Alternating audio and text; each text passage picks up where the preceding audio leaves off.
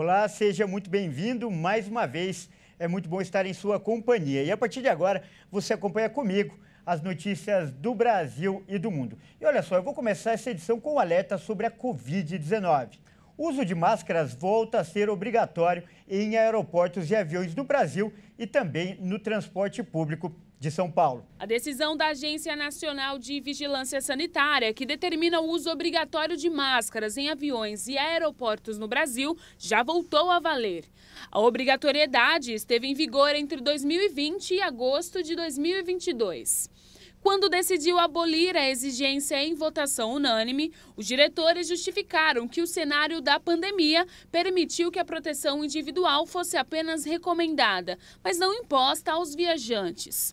Agora, com o aumento expressivo de casos da doença, a Anvisa retomou a medida. A exceção fica para crianças com menos de 3 anos de idade e para pessoas com deficiências que as impeçam de fazer o uso adequado da proteção. E em São Paulo, o governo do estado e a prefeitura da capital decidiram retomar a obrigatoriedade do uso de máscaras no transporte público a partir deste sábado. A decisão segue a análise técnica do Conselho Gestor da Secretaria Estadual de Ciência em Saúde contra o avanço dos casos de Covid. O governo recomenda que a medida seja adotada por todos os municípios do estado de São Paulo e reitera que é fundamental que a população esteja com um ciclo vacinal completo para assegurar maior proteção contra o coronavírus. E a expectativa de vida do brasileiro subiu para 77 anos. Os dados da tábua de mortalidade são divulgados anualmente pelo IBGE. De acordo com o IBGE, entre 2020 e 2021, a expectativa de vida dos brasileiros passou de 76 anos e 8 meses para 77 anos. Os dados da tábua completa de mortalidade indicam que a longevidade atual corresponde a um acréscimo de 2 meses e 26 dias em relação ao valor estimado para o ano de 2020. Para a população masculina, a esperança de vida ao nascer seria de 73 anos e 6 meses e para as mulheres de 80 anos e 5 meses em 2021. Em 10 anos, a expectativa de vida aumentou 2 anos e meio. As informações fornecidas pelo estudo publicado anualmente servem de parâmetro para determinar o fator previdenciário no cálculo das aposentadorias do Regime Geral de Previdência Social. Os resultados ainda não abrangem o aumento extraordinário na mortalidade em decorrência da pandemia de Covid-19, doença que matou quase 690 mil brasileiros desde 2020. Segundo o IBGE, os dados só devem ser incorporados nas estimativas de 2022, a serem divulgadas no final do ano que vem.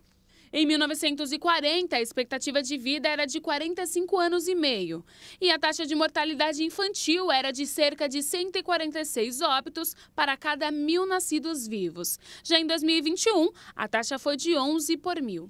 Vamos agora de notícias internacionais. A gente fala agora sobre o conflito no leste europeu. A guerra na Ucrânia chega ao 9º mês, com o exército russo intensificando os bombardeios contra alvos civis. Com a chegada do inverno na região, o governo ucraniano, por outro lado, tem lutado para manter os recursos necessários para os moradores. A Rússia tem usado o frio como arma em sua nova estratégia de ataque. Os recentes bombardeios tiveram como alvo as infraestruturas de geração de energia e abastecimento. Os ataques deixaram milhões de ucranianos sem eletricidade e sem gás para aquecer suas casas. Só em Kiev, capital do país, mais de 70% das casas permanecem sem energia elétrica. De acordo com a prefeitura, as equipes de reparação e emergência estão trabalhando arduamente para restaurar os sistemas de aquecimento. Para atender a população que precisa lidar com temperaturas abaixo de zero em meio ao inverno, foram disponibilizados centros de aquecimento movidos a geradores. De acordo com o governo ucraniano, esses centros estão espalhados por todo o país e vão oferecer eletricidade, água, serviços de internet, ligações de telefone celular e farmácia, gratuitamente 24 horas por dia.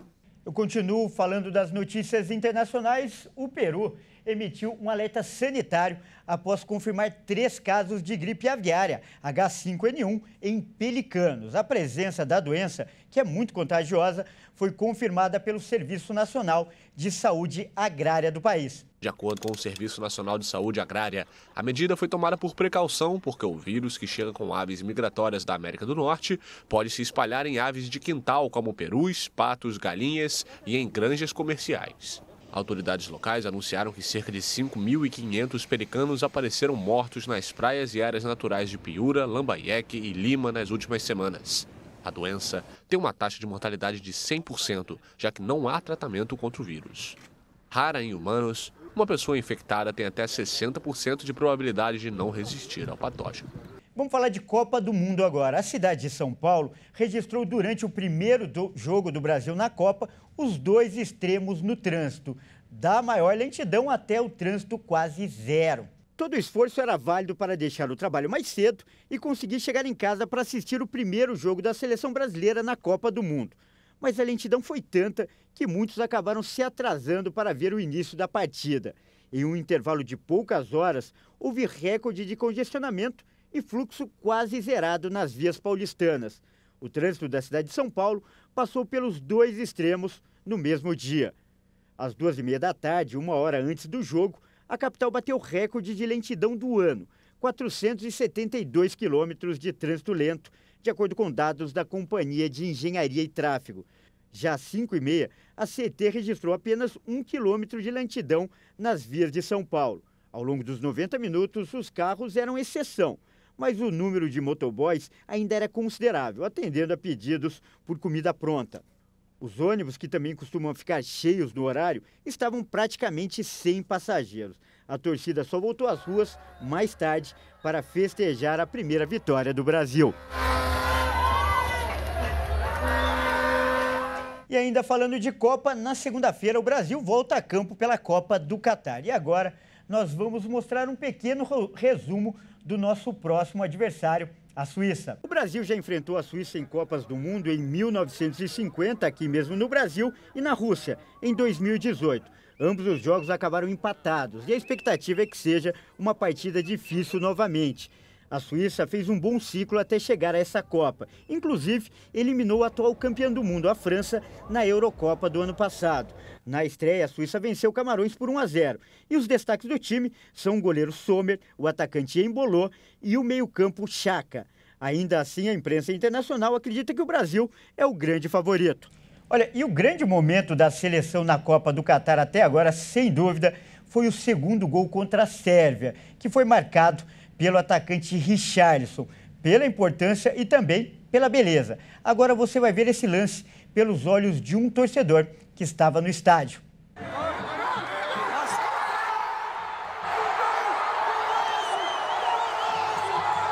O torcedor brasileiro estava no lugar certo e na hora certa e registrou tudo com o celular. A gravação foi feita pelo influenciador Vitor Augusto.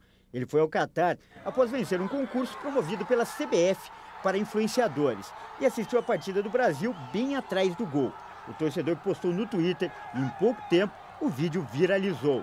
Além da beleza do golaço de Richarlison, quando o jogo ainda estava 1-0, também chamou a atenção a vibração dos brasileiros que estavam na arquibancada do estádio Lusail. Foi difícil segurar a emoção. Bom, e essa edição fica por aqui. Eu agradeço demais pela sua companhia e convido a continuar ligado em nossa programação. Até mais!